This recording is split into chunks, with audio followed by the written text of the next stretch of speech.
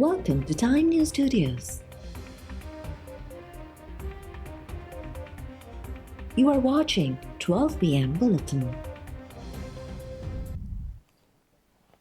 Supreme court जी आईनी bench army chief जे मुलाज़मत जे मुद्दे में वादा ख़िलाफ़ दरख़्वास्त रद्द करे छॾी। जस्टिस जमाल मंदोखेल पारां दरख़्वास्त गुज़ार जे वकील वसीम अहमद ख़ान खे सख़्त छंड।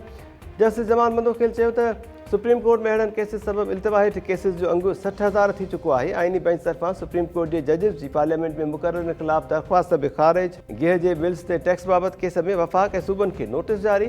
हिक वाक़े ते 2 FIRs ख़िलाफ़ दरख़्वास्त न ॿुधण जोगी करार ॾेई ख़ारिज कई वई। आलमी दिफ़ाई नुमाइश आइडियाज़ 2024 जारी। कराची में 4 ॾींहनि जे लाइ कलम 144 लागू। 5 खां वधीक माण्हुनि जे गॾु थियण ते पाबंदी। रूट ते ईंदड़ तालीमी इदारा बि बंदि कया विया। 12 आइडियाज़ 2024 22 नवंबर ताईं एक्सपो सेंटर में जारी रहंदी। 4 ॾींहनि वारी नुमाइश में मुल्क में तयारु कयल दिफ़ाई मसनूआत पेश कयूं वयूं। नुमाइश में पाकिस्तान पारां तयारु कयल जदीद जहाज़ ड्रोन शाहपर 3 बि मुतारिफ़ करायो वियो। जदीद टेक्नोलॉजी सां लैस दिफ़ाई मसनूआत ऐं सादो सामान खे दुनिया जे साम्हूं पेश कयो वेंदो।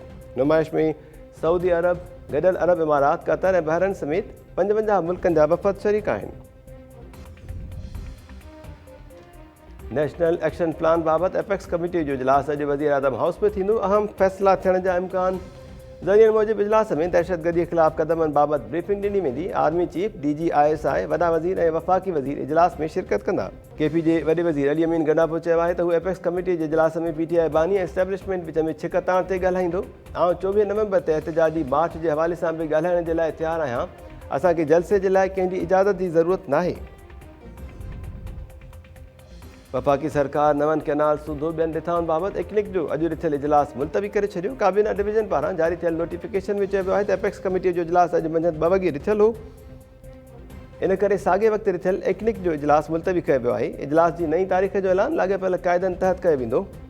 इकनिक जे इजलास जी एजेंडा में चोलिस्तान कैनाल जी अदावत वारी रिथा शामिल हुई। वॾे वज़ीर मुराद अली शाह नायब वज़ीर आज़म इसहाक़ डार सां फ़ोन ते राब्तो करे नवन कैनालनि ख़िलाफ़ सिंध जे ख़दशनि खां आगाह करे छॾियो।